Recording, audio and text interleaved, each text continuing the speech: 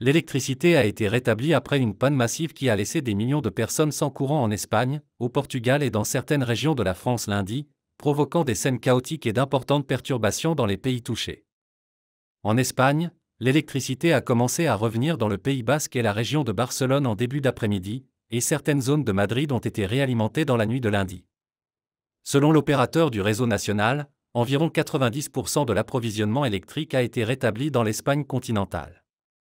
Cependant, les connexions téléphoniques et l'accès à Internet restent instables, et les paiements par carte ne fonctionnent toujours pas dans de nombreuses villes. Le gouvernement portugais a confirmé que l'électricité avait été rétablie après la coupure nationale de lundi.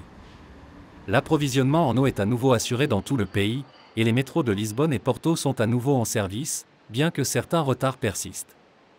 Des travaux de rétablissement sont toujours en cours à l'aéroport principal de Lisbonne, mais la majorité des vols y fonctionnent normalement, tout comme dans les autres grands aéroports.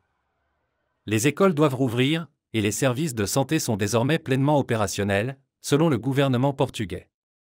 Le problème serait lié à un dysfonctionnement des connexions électriques entre la France et l'Espagne, selon un représentant de l'industrie énergétique européenne.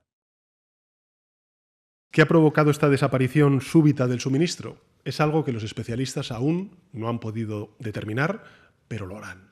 Y las instituciones del Estado competentes y todos los operadores privados están trabajando de forma coordinada para comprender qué ha pasado, qué ha sucedido. Se están analizando todas las causas potenciales, insisto nuevamente, sin descartar ninguna hipótesis, ninguna.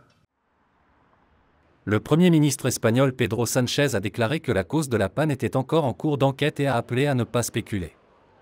Son homologue portugais, Luis Montenegro, a ajouté qu'il n'y avait aucune indication d'une cyberattaque. Reportage de la rédaction Newsworld.